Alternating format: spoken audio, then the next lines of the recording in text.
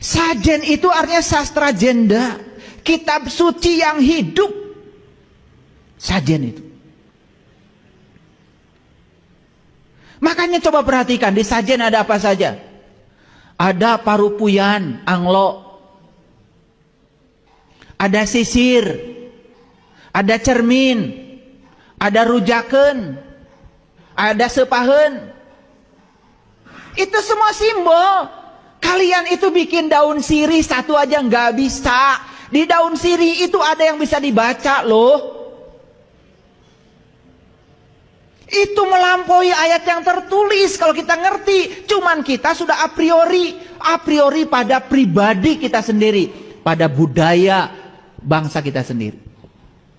Taunya, wah itu sesajen, berarti ngasih persembahan kepada jin. Kata siapa? Leluhur kita tidak mengajarkan begitu.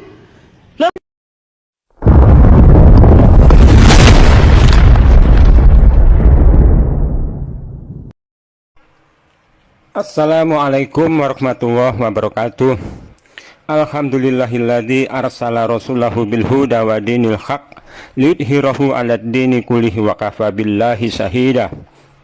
Pemirsa, tidak ada tanggapan yang pas bagi ustadz yang ceramah pada video ini dan ustadz-ustadz lain yang sejenis ini, kecuali mereka adalah pendusta, ngomong asal jeplak, menyimpang dari argumen fakta dan alkitabiah. Padahal sejak dari sekolah SD era kurikulum tahun 70-an pun sudah dipelajari tentang apa itu animisme dan apa itu dinamisme. Cuma sayangnya ustadz-ustadz sejenis ini, kiai-kiai sejenis ini pura-pura melupakan diri. Pemirsa, sebenarnya pada dua video inilah salah satu bentuk dari keyakinan animisme, yakni percaya terhadap roh atau kepercayaan kepada makhluk halus, makhluk gaib. Kepercayaan terhadap roh merupakan asas kepercayaan agama yang mula-mula muncul di kalangan manusia purba. Kepercayaan animisme mempercayai bahwa setiap benda di bumi ini seperti kawasan tertentu, misal goa, pohon, batu besar, gunung, lautan, diyakini mempunyai jiwa yang mesti dihormati agar roh tersebut tidak mengganggu manusia. Dan salah satu contohnya adalah sebagaimana pada video-video tersebut. Namun sayangnya, kenyataan ini dipelintir sana-sini oleh ustadz-ustadz, oleh kiai-kiai sejenis ini hanya demi kelestarian tradisi, hanya demi budaya lokal, hanya demi kearifan lokal, yang endingnya agar jamaah atau golongan mereka tidak merasa bersalah dengan mengakui pendapat golongan lain yang secara dalil dan fakta bahwa itu semua adalah pelanggaran syariat alias syirik akbar. Para ustadz, para kiai sejenis ini bisa saja membolak-balikan ucapan dan alasan, tapi fakta di lapangan, yakni terhadap para pelaku tersebut, mereka ketika ditanya, mereka akan jujur menjawab bahwa mereka melakukan demikian karena begitulah syarat yang dikehendaki oleh para penunggu alam gaib tersebut.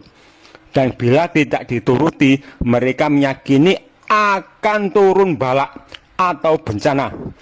Dan bila dituruti, maka sang makhluk yang diberi kesesembahan itu akan menjaga wilayah, menjaga keselamatan pihak-pihak yang memberi sesembahan. Dalam masa jahiliyah pun, yakni saat sebelum masuknya Islam di bumi Arab, orang-orang kafir Quraisy banyak yang meyakini ajaran animisme. Di samping juga mereka menjadikan para alim mereka yang telah meninggal sebagai sesembahan, seperti terhadap patung Lata dan Uzza. Lalu datanglah Nabi penutup, yakni Muhammad SAW, dengan membawa penyempurna Islam yang memberantas semua ajaran kejahilian tersebut. Dengan sebab ajaran tersebut adalah kesyirikan yang merupakan perbuatan dosa terbesar. Namun anehnya, Banyak para tokoh Islam di negeri ini yang menganggap perbuatan pada video tersebut tidak syirik dan tidak bertentangan dengan ajaran Islam, dengan alasan perbuatan tersebut adalah hasil reduksi dari kearifan lokal. Padahal Rasulullah hadir di tengah-tengah kaum Quraisy tidak lain maksudnya adalah untuk menyampaikan agama yang benar, yakni Islam, dan mengajak kepada kaumnya agar meninggalkan tradisi jahiliyah berupa kearifan lokal mereka. Namun sayangnya, maksud mulia Kanjeng Nabi tersebut disambut dengan makian, Muhammad telah gila, Muhammad pendusta. Begitulah tatkala Kiai Haji Ahmad Dahlan. Ya, begitupun ketika Kiai Haji Ahmad Dahlan, Buya Hamka, Muhammad Natsir, dan Kiai Haji Agus Salim, ketika mereka berdakwah mengajak umat agar menjauhi perkara bid'ah dan syirik yang dikenal dengan TBC, yang notabene juga aliran kepercayaan animisme dan dinamisme ke tengah-tengah umat yang masih kental dengan ajaran animisme dinamisme Hindu, Buddha, mereka langsung dicap Wahabi, Muhammadiyah kelompok Wahabi, Persis kelompok Wahabi, Al-Irsyad kelompok Wahabi. Dan cap-cap itu dalam perjalanan waktu mulai menghilang, walau sesekali kembali muncul. Mengapa demikian?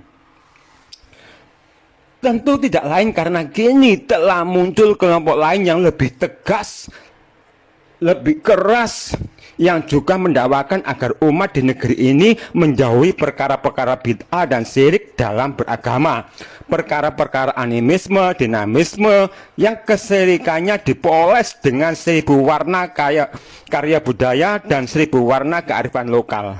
Maka tak pelak kemudian cap-cap Wahabi yang semula tertuju ke Muhammadiyah, ke Persis, ke Al-Irsyad menjadi mereka alihkan ke Salafi. Maka kemudian yang jadi endingnya, Muhammadiyah, Persis, Al-Irsyad bisa berdakwah sambil menikmati hangatnya secangkir teh.